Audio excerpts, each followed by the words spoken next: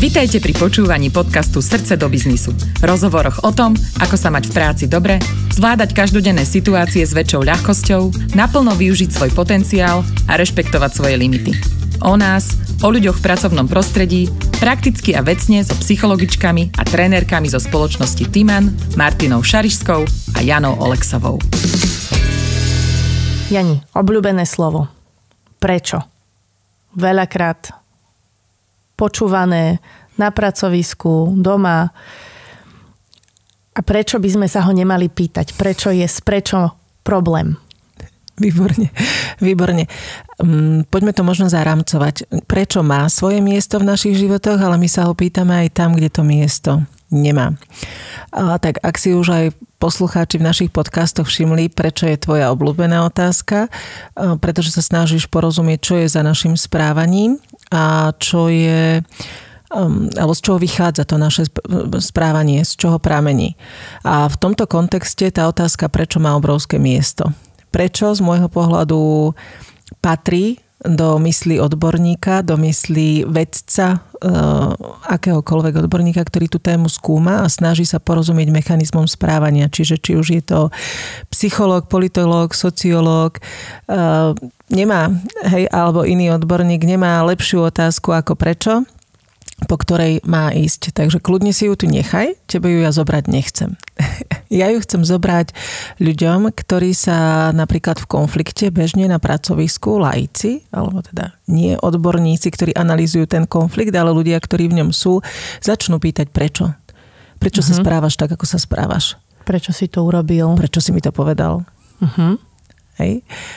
A tam tá otázka teda užitočná nejakým spôsobom veľmi nie je. Poďme možno, že čo ja v nej počujem, alebo čo v nej tá druhá strana môže počuť.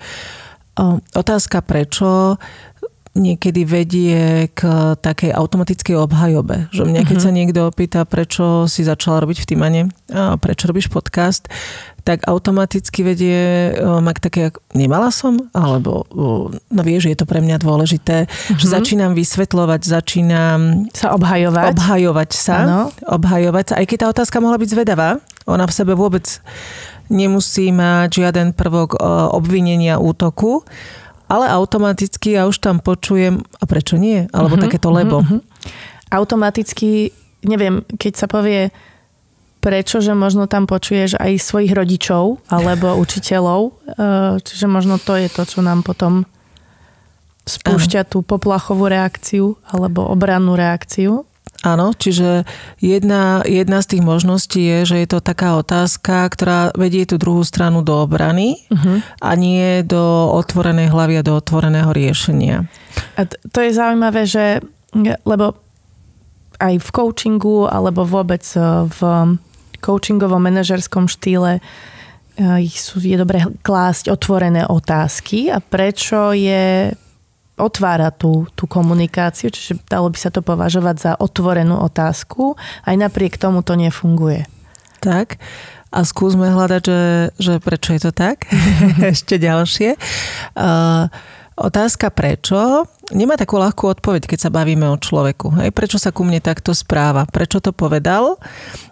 Za tým môže byť obrovské množstvo externých faktorov, lebo má veľa práce, lebo je pod tlakom, lebo nemáme dobre rozdelené kompetencie a tak ďalej. A zároveň obrovské množstvo interných faktorov, lebo má takú výchovu, lebo má takú osobnosť, charakter, zle vstal a jedno s druhým.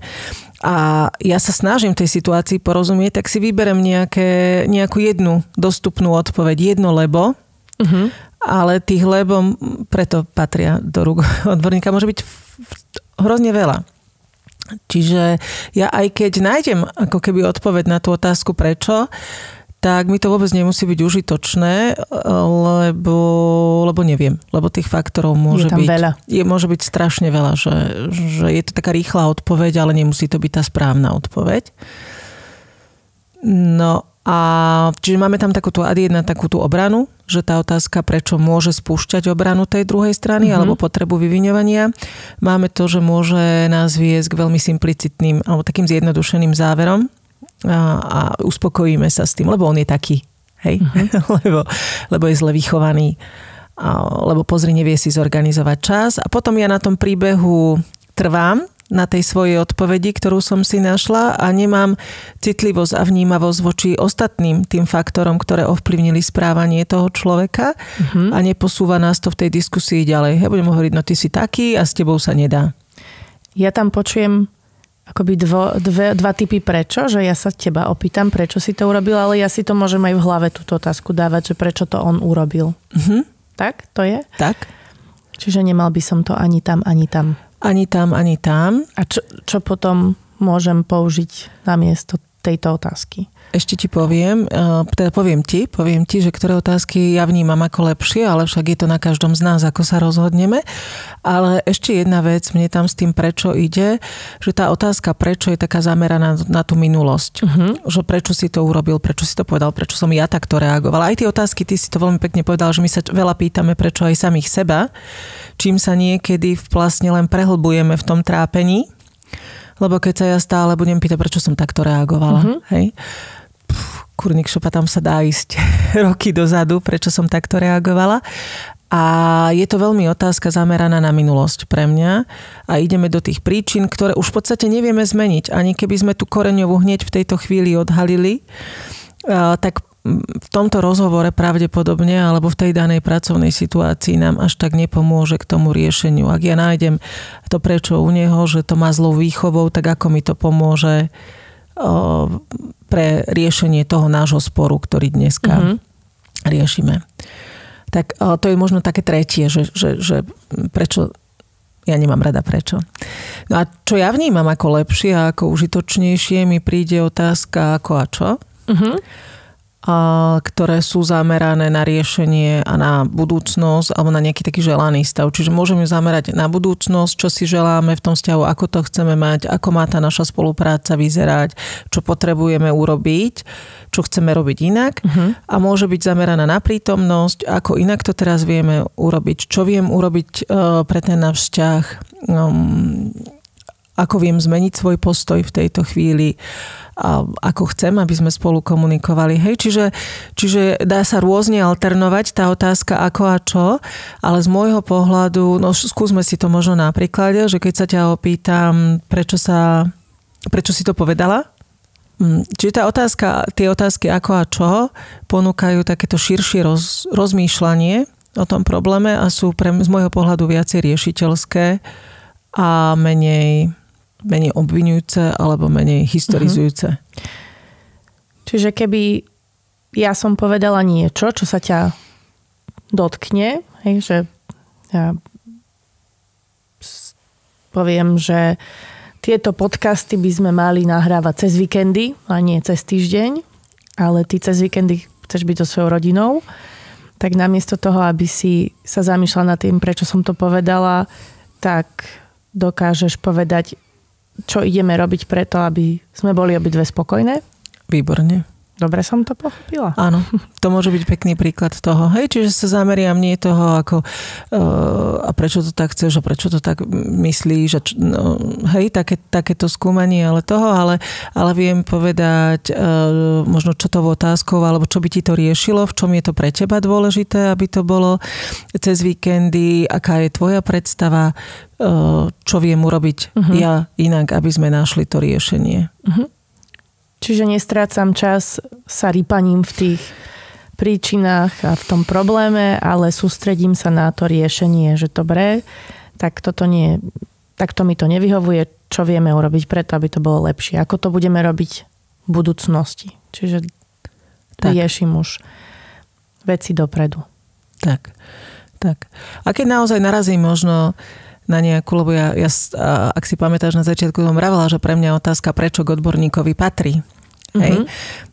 Čiže keď ja narazím, že sa neviem inak správať, budem si klásť otázku, ako inak chcem k tomu človeku pristupovať, čo chcem robiť inak a zistím, že to neviem, tak potom je to tá otázka, prečo to neviem. Možno na nejakú spoluprácu s terapeutom alebo na nejaké hľadanie odpovedí, ale v tom pracovnom kontexte mi nebude užitočné sa v tom rýpať. Tam viem niečo urobiť inak, čo viem urobiť inak, ako inak viem pristupovať k tomu človeku. Čiže je to užitočná pomôcka pri rozhovoroch one-to-one, hej, čiže keď sa s niekým rozprávaš, príde nejaký konflikt alebo konflikt v zmysle, že si nerozumieme na niečom alebo na niečo máme iný názor, tak častokrát je užitočnejšie rozmýšľať, ako vieme spolupracovať do budúcnosti, ako sa rýpať v tom, prečo to máš ty tak a prečo to ja mám tak. Pokiaľ to nie je naše hobby. Áno. Áno. A ja len možno taký môj praktický tip, pretože my tú otázku, prečo máme veľmi znútornenú, naučenú, tam sme ju začali niekde okolo tých 2 rokov klásť a nadlho sme neprestali. Tak kľudne, že tebe automaticky môže tá otázka, prečo nabiehať, čiže ten niekto povie sen svoj názor a ty sa automaticky opýtaš, že to si prečo myslíš. Hej.